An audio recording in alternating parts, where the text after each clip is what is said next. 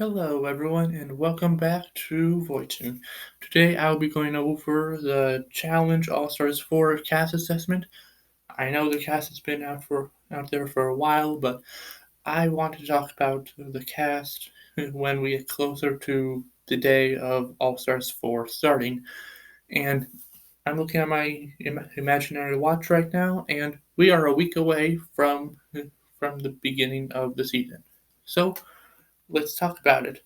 I'll be going starting with the guys first and then going to the girls. And before we get into the cast, I want to say that I've been preparing for the day All Stars 4 started since I started the channel because All Stars 4 started before USA 2 and Battle for New Champions, so I've been preparing for when it would come out because I knew I would be talking about it. I did not expect it to take this long. Like, I remember getting looking into it preseason and seeing the cast back in January of 2023, and now it's April of 2024. Can you imagine that? Like, I don't know the reasons behind why they took so long to show it. Like, but I'm sure we'll figure it out when we see it or not. But like, wow, just wow. Now let's get into it. I'm going to try to go fast. I want to make this a short video, or at least that's my hope. So let's start off.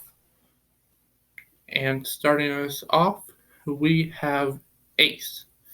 He's done 5 challenge seasons. He has an elimination record of 0-3. He's been to 1 final in his career, that being the Inferno 3, and he has no challenge wins.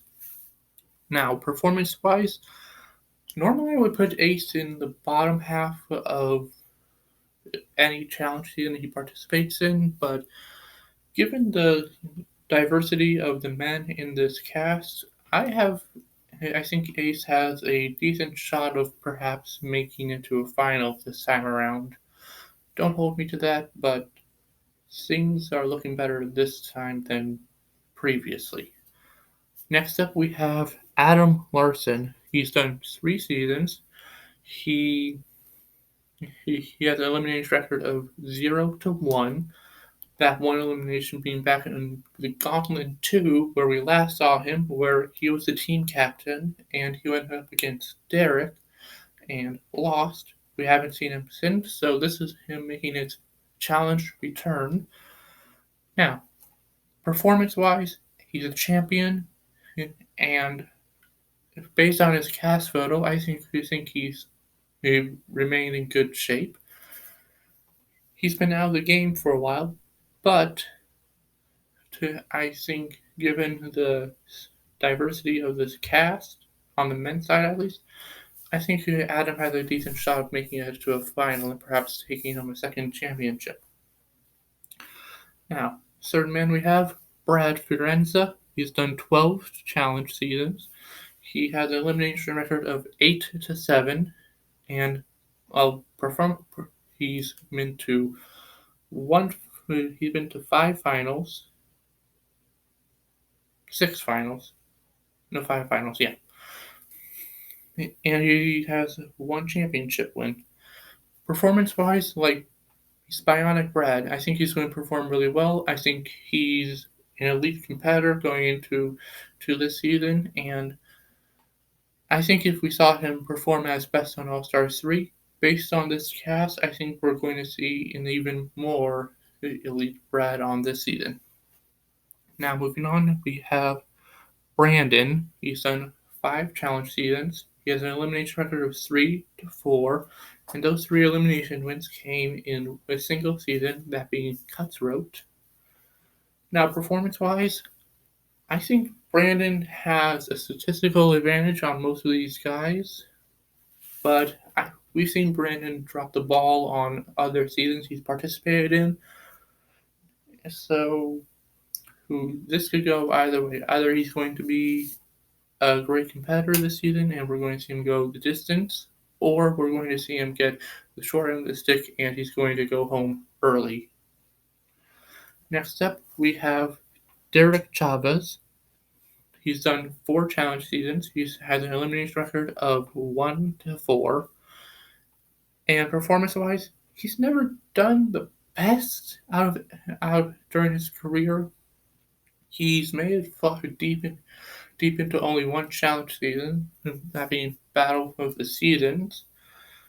And he's that one elimination win came in Rivals 2, where he went up against Dunbar and Tyrie in a hall brawl with his partner Rob.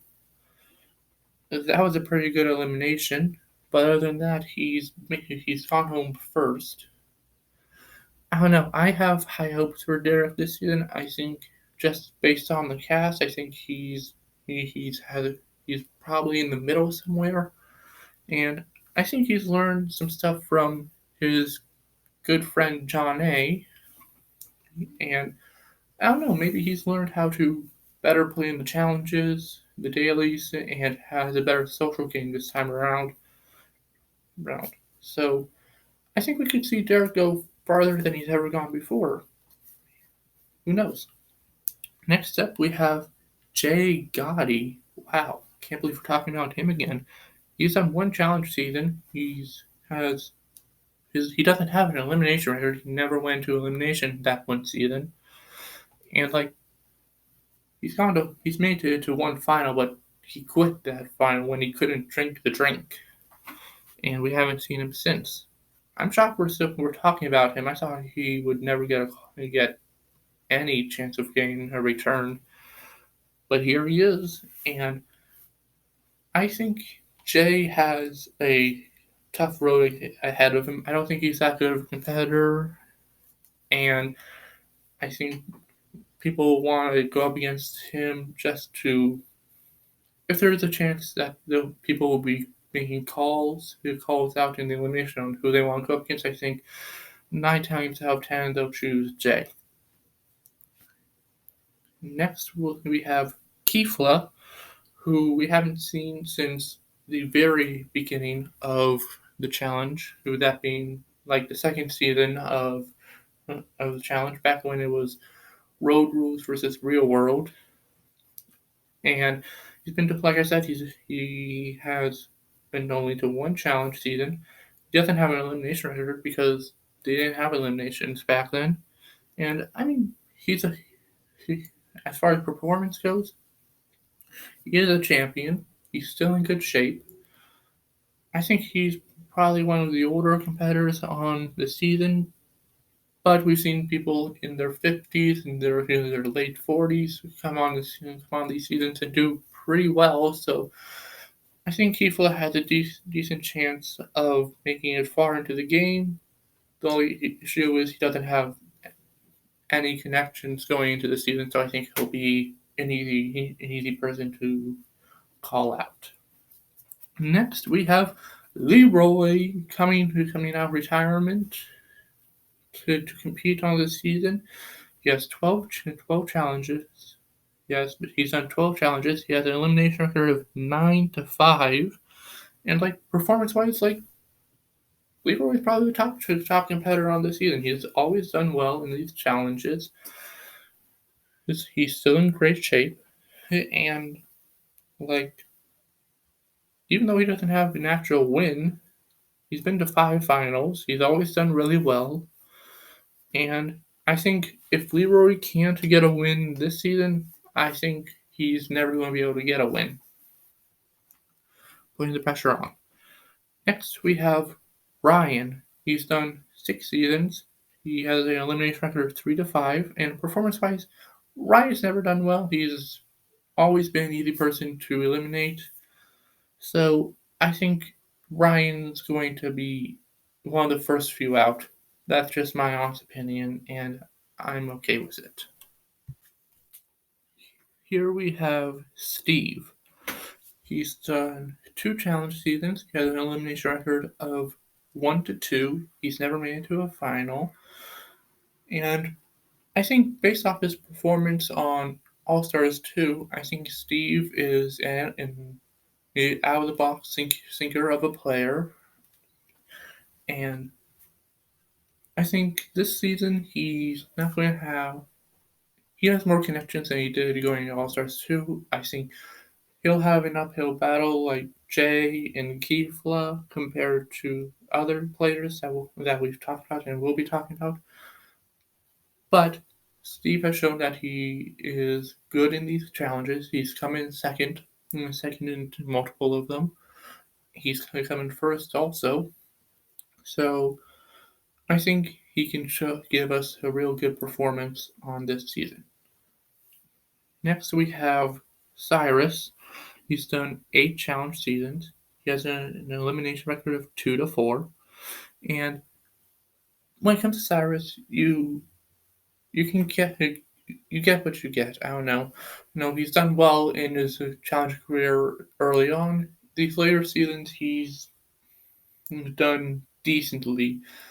I don't think we'll get a Syrus finalist or a Syrus championship this season, but I think he'll be entertaining and will make his time on the season memorable at least. He's definitely gone into better shape, so who knows what we'll get. Now we have the return of Tony. It is Tony time. That is right. He's done 6 seasons. He has an elimination record of 3-4, and performance-wise, Tony didn't do well in his first few seasons, but he's gotten better with time.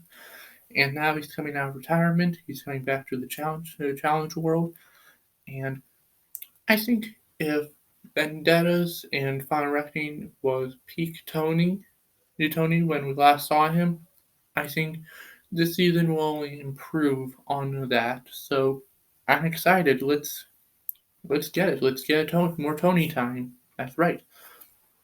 And now wrapping us up for the men, we have perhaps the worst competitor in challenge history, Tyrie. He's done 6 seasons. He has an elimination of 0-5. How do you say that? He's done 6 seasons. He only has 5 losses. Well, guess what?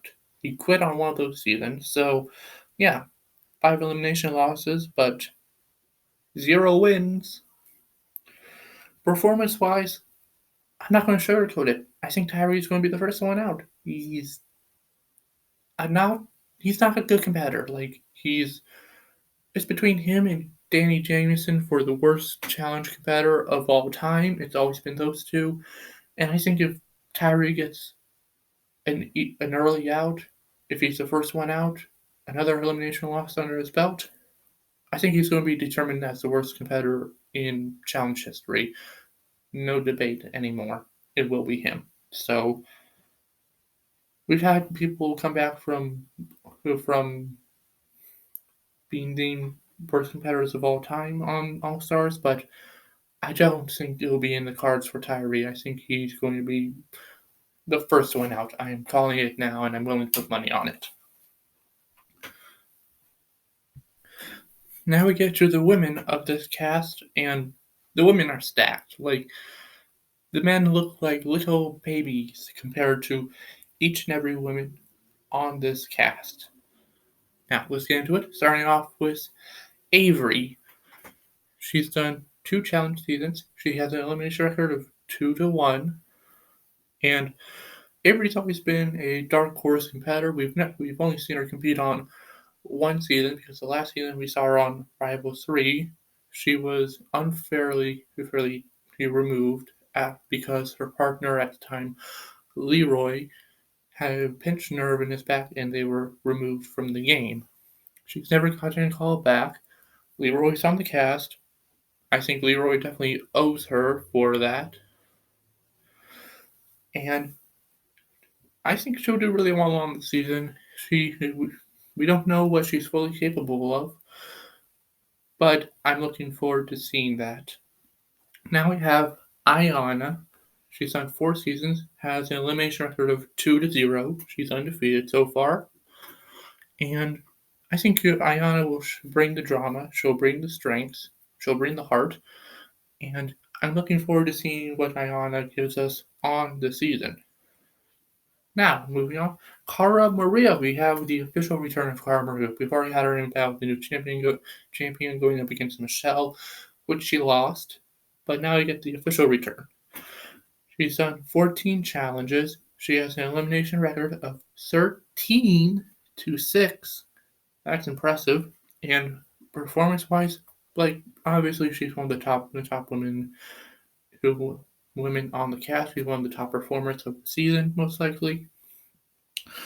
I think unless she gets a janky elimination or she goes up against Laurel again, maybe, I think she'll make it to the final easily. Now we have Flora. She's done one season. She doesn't have an elimination record. The season she did was season 5, Battle of the Seasons, way back when, and they didn't have elimination rounds back then. So, as far as what I think she's an unknown. Not many people know her, and I've seen her. I've looked into her more. She was in the army. She's done well. She's kept well. I think it's going to be difficult for Flora, but I don't think it's impossible, unlike some people we've already talked about and will talk about. So, middle class for me. Now we have Janelle. She's done 3 seasons, an elimination record of 1-1. She's been to 2 finals and has a championship in the Inferno 3. And I think Janelle is she's a champion. She's a strong competitor, but compared to players like Cara Maria, I think she's just below that. I think Janelle has a chance, but I think she's going to have to work for it. Now, here we are. I think we have the bottom woman for the entire cast. We have Jasmine from the Real World Cancun. She has done 6 seasons. She has an elimination record of 1-6, and she only got that win because she was partnered up with John A, which in a puzzle, which they crushed it. Now, performance-wise, I think Jasmine is sort of like the female version of Tyrie, which is ironic considering they hooked up. But I don't think she's going to bring much as far as daily wins or competitively. I think she'll be an easy number to call when it comes to the elimination. But I think she'll bring good confessionals. I think she'll bring drama still. So I'm looking forward to Jasmine as far as that goes. But as far as making a final, getting a championship, I don't think that's ever going to happen. Now we have Killer Cam coming in with her partner Leroy. Apparently they have 2 babies now. Can't believe it. Wow. She's done 5 seasons. She has an elimination record of 8-2. That's really good. And performance-wise, like Cara Maria, she's a stacked competitor. I think she'll do really well, and I'm looking forward to seeing her compete. And she's the first already one player to be on All Stars, a series that was created for real world road rules and fresh meat competitors. But I don't know. I think if you have Leroy on the season, you've got to have Killer Cam. So I'm fine with it, and I'm looking forward to seeing what Cam can bring on the season. I'm excited. Killer Cam. Okay, now we have a truly elite competitor, just like Cara, just like Cam. We got Laurel. She doesn't have a cool name like Killer Cam, but let's try to get one going. Like, she's a doctor, so Dr. Laurel. Let's go with that. Dr. Laurel. She's done 7 seasons. She has an elimination record of 10-3. And performance-wise, like Cara, like Cam, I expect her to do really well in Elite Competitor. I expect her to make a final unless she gets another elimination like the tree trunk elimination she did in War of the Worlds 2, where the instructions are clear, but she makes a mistake and she gets freaked out and tries to blame production for trying to mess her up or something like that. We've seen it happen twice so far, so it could happen. And she's also for the first time since Invasion of the Champions competing with another certain player that we'll be talking about soon. And I'm really excited to see these two reunite. Probably for the wrong reasons than you're thinking of, but I think this is where the time lapse comes into play, as in we know the results, but we're going to be seeing why the results happened here. That player is Nicole. I never liked Nicole. I think she's a slimy snake of a player that is definitely a womanizer. Like, she's doesn't treat her partners right at all, and she's done that multiple times with Laurel. So it's sad to see Laurel fall into the trap again. We saw in the Battle for New Champion reunion where she was talking about how you can't strip me of this Nicole, and she had the whole tongue-tie blurt accident. Like, I've rarely seen Laurel react like that. Like, that was a complete slip up from her. So I'm definitely curious on what damage did Nicole do to Laurel this time around. But anyway, Nicole's done 3 seasons. She has an elimination record of 1-0. She's only been in 1 elimination, which is really surprising considering that she may be good, physically strong, and that's debatable, but she's terrible in puzzles. Like, put her in any puzzle and she'll flop and fly around like a wet fish. Dead fish. She might make a final, she might get close to a final, but from what we've seen from her before, she's either going to get stuck on a puzzle or she's going to get injured. So if I was in the game and I was trying to be with a partner that's good in these games, I would try to get Nicole eliminated because it's just a matter of time until Nicole gets injured. Now, moving on, we have a trio of 3 girls that I'm really excited to talk about. I'm going to do a rare thing and put all 3 of these women up together right here. We got Rachel Robinson, Tina Bridges, and Veronica Portiello. Probably said that wrong, but I don't care. I'm talking about all these 3 at the same time. First, starting off with Rachel. She's on 7 seasons. The elimination record of 1-2. Last time we saw her was in Battle of the Exes 1, when she was partnered with Anissa. We've seen her more recently during the challenge workout segments on their YouTube channel. So she's been in the running for a while. She's good with production. It's just a matter of, can she get the opportunity to compete on the national season? Well, this is it, and she's competing with her fellow Mean Girls. Starting with Tina, going off with Tina, 7 seasons also, an elimination record of 4-2. Tina did really well back on the main season, back in the early days. Since she's come back, she's performed well in All Stars 3, then quit during elimination, and then in All Stars 3, she performed at her absolute worst in her career. It was really funny, though. Like, no doubt about Tina can be very funny and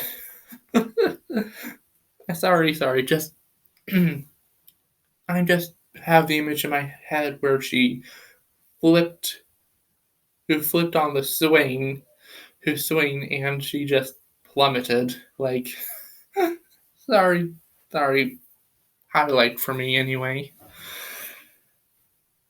But as far as performance wise, we don't know which Tina we're going to get. Are we going to get All Star Tina from the last two seasons, or are we going to get OG Tina? I don't know. And now we have Veronica, 13 seasons, an elimination record of 2-3. And performance wise, what you get with Veronica is what you get. She's really good in puzzles. I don't. She hasn't been to a final since Inferno 2, but I think this season she's coming in with a lot of relationships and allies, and I think if she's going to get to a final on any season, this is going to be it because she actually has support this season, unlike in Ride or Dies where she was the odd one out. And oh, right, if she makes it to a final, I think she's going to be outclassed, but half the battle in the challenge is getting to a final. The other half is winning the final. So I think Tina can win the battle, but she can't win the war, and that's what I'm expecting this season. I think I said Tina last second. I meant Veronica. Veronica can win the battle, but not the war. And now that is it. That's the cast analysis for the challenge All Stars 4. Time to end this. Closing thoughts. I think this is going to be a really good season. I have been getting a lot of positive feedback from other sources, and I think this could really play out. This is the first time we've gotten a challenge season out of the time lapse, so I'm interested to see how all this happened. Like, I think this will be a really good season. Apart from one thing, and that's just the only thing I'm really going to criticize for now. The one champion rule, with the one champion twist. Like, I don't like it. I think every season should have two winners, one male, one female.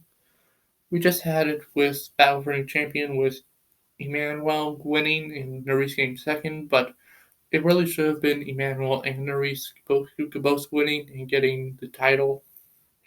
And I feel bad for whoever comes just short of the other gender for who got the win. Like, I think every season should have that. I think this one champion rule was good early on, but like now it doesn't have the same impact. So I think it should be retired. But other than that, that's my thoughts and opinions in the cast on the season of the Challenge All Stars. Let me know what you think, and I'll see you next time. Voytune out.